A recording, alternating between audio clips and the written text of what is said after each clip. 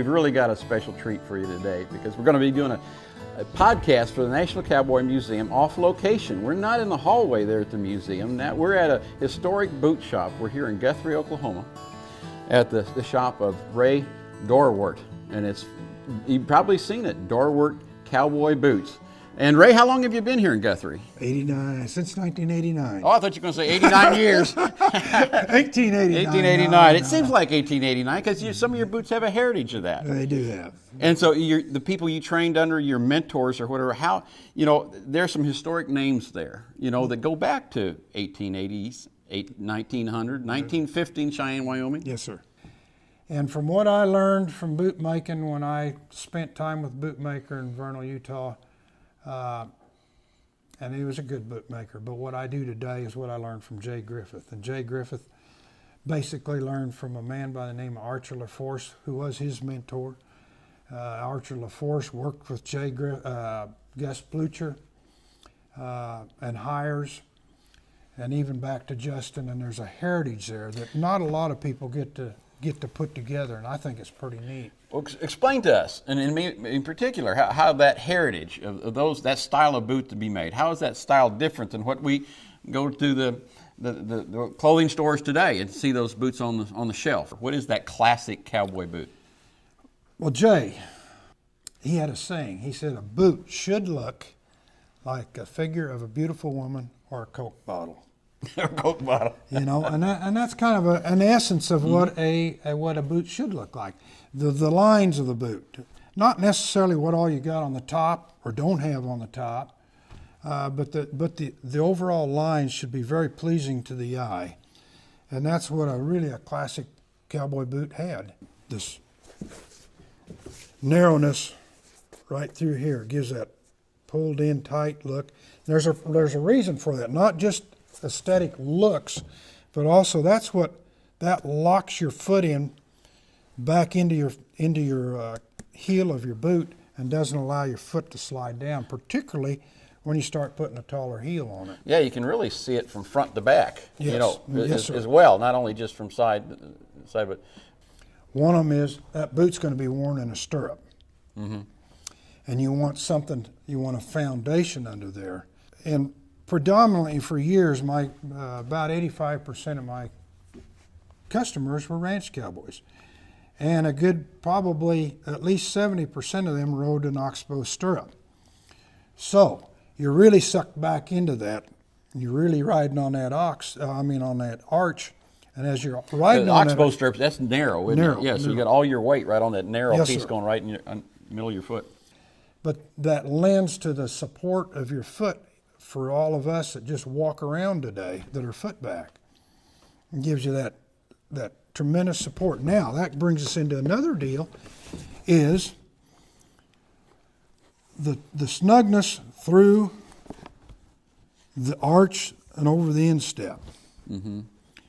And that not only holds your foot back in there along with the throat, but that gives you that classic good look that you can see in a boot. A lot of people don't know about the last, that when you're working on a boot, you're working with one of these underneath there, which has a particular classic shape compared to some of the modern ones. And I think our public doesn't know what that story and what a last is. What a last is.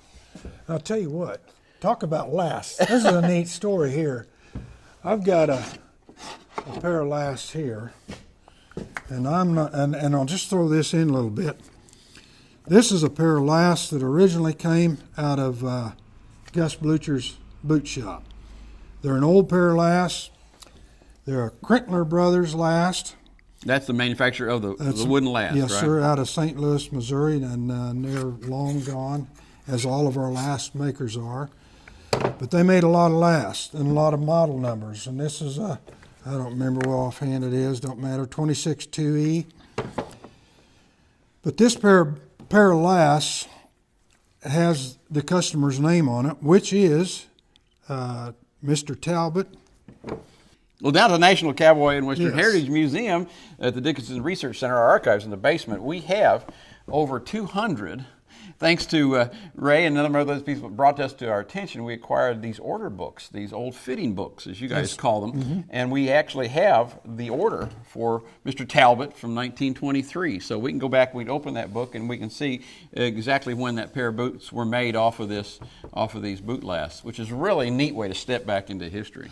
Yeah, and then I'll tell you something else that's kind of neat about that whole deal too is Mr. Blucher started way off when he first started opening his first shop that he would number his boots that he made inside with the ledger book number, the fitting book number, so plus the page. Put that right in here, huh?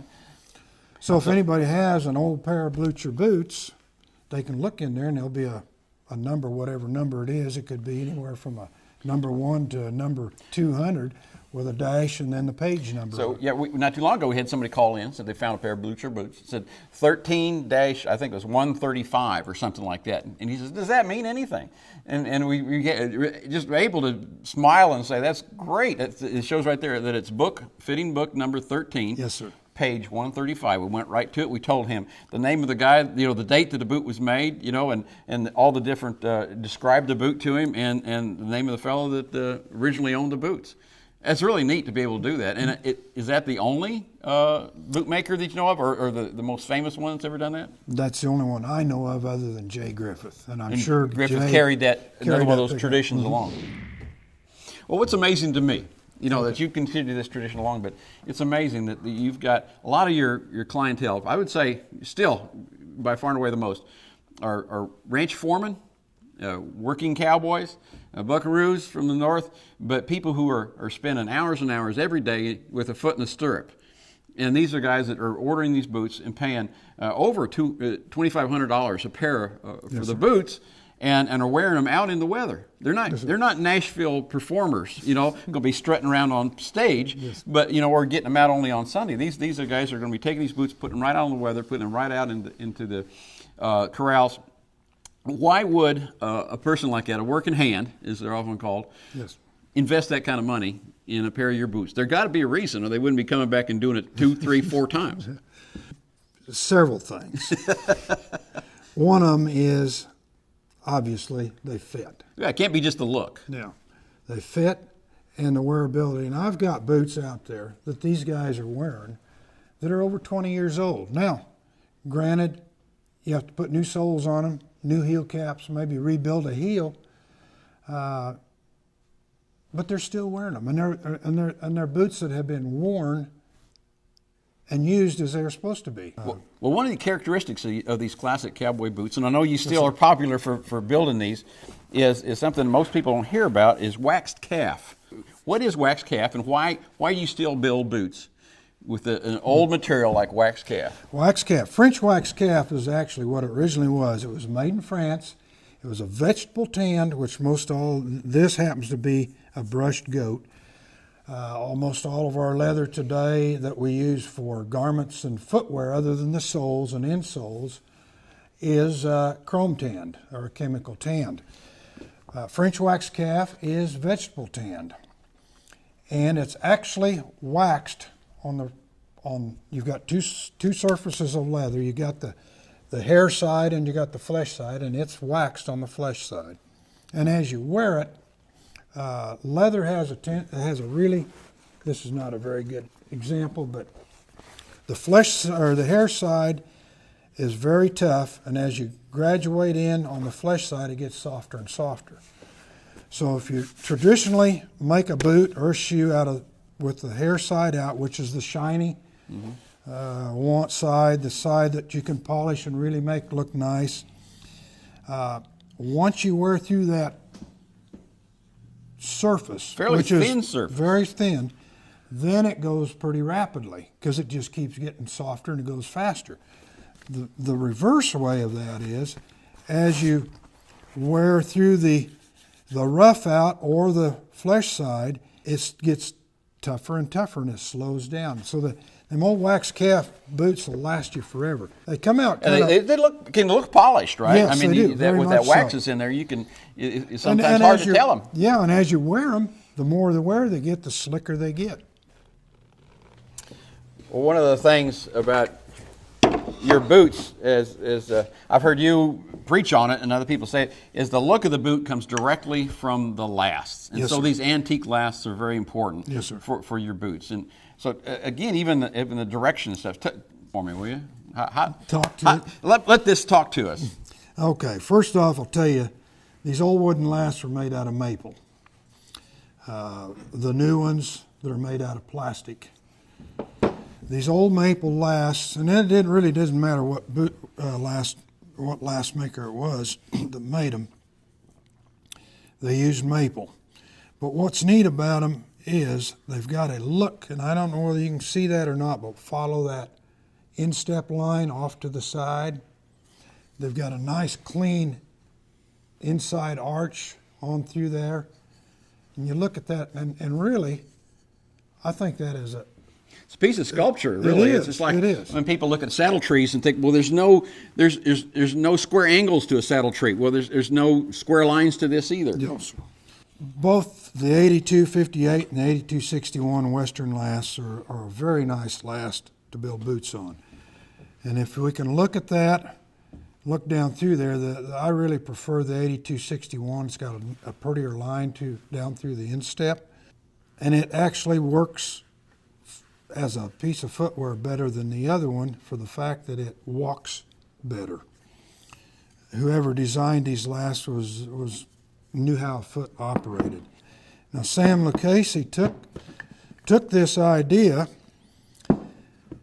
and actually he even exaggerated a little bit more and designed a last. And he had trouble with his bootmakers in the lasting department because they said they couldn't last it on a lasting machine. And he went in and proved them that they could. And because of that, the Lucchese became very popular as a boot that you could put on, and it felt good, it fit good. And this is as late as the 70s, right? Yes, sir. And into the very early 80s, I think 81 or so, when they changed ownership. We're talking about, in the 70s, we're talking about a $300 pair of boots, shelf-bought boots, where you can go buy many other ones for $50. And they were getting a good price for them because they fit and they look good. We were talking earlier about the classic style of these earlier people that you're continuing, but these patterns you brought out now, it's this inlays and the stitching and the patterns of the uppers that are also important for that look, isn't it, for the classic boot? Yes, sir. And there's stitch patterns. For the most part, each one of the bootmakers, old bootmakers, had their own style of stitch patterns, own style of inlays if they put inlays on them. And how that has progressed through the years from one bootmaker to another that was associated or worked for an older bootmaker. There's another pattern with some really elaborate inlays. Now this is an interesting pattern because actually that's all stitch pattern. And that's the way they had cut them out, and you followed the outside line. You could probably find a pencil, I could draw that in there for you. But what they've done is gone and cut out all the points.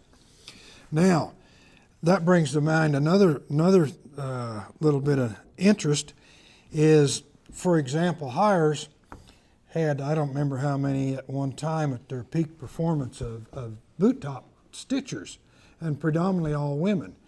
But they got paid according to how many points on a pattern. And it would be, obviously, you do 4 of these panels for one pair of boots, but they counted the points on just one panel. And so they would get varied, but about a penny a point at one point in time. So the more points there were, the better they got paid on that for wages for that particular. Well, then if the bootmaker passed that cost along, is that where that came in? Yes, sir. This is boot with 5 rows of stitching, so it's going to cost this. If it's 10 rows of stitching, it's going to cost this much more. That's part of it. And then these are the designs and stuff, the patterns. They'd had these little pattern books, order books, that showed how a lot of this could be ordered. And it was kind of neat on these early books how small and narrow they were. And that was specifically for the cowboy clientele, wasn't it? Yes, they were their wish lists or wish books or whatever. But the way they're built was they could stick them in their pocket and have them with them all the time. Yeah, just what the bootmaker would want. Yeah, and just look and decide and dream what their pair of boots was going to look like. Oh, that's great. Well, there's still one thing that's really neat, and I sure appreciate you allowing us to come into your shop today, because there are a lot of cowboys that still are dreaming for that day when they're going to have their first pair of Ray Dorwart boots. And there's still a number of others where they're dreaming to have enough money in their pocket to get their second. But Ray, it's been great today. It's kind of cold outside. We got a nice February day going on here in Oklahoma. But this has been a rare opportunity. Thanks for joining us for another podcast at the National Cowboy Museum. Come again. Thank you, folks.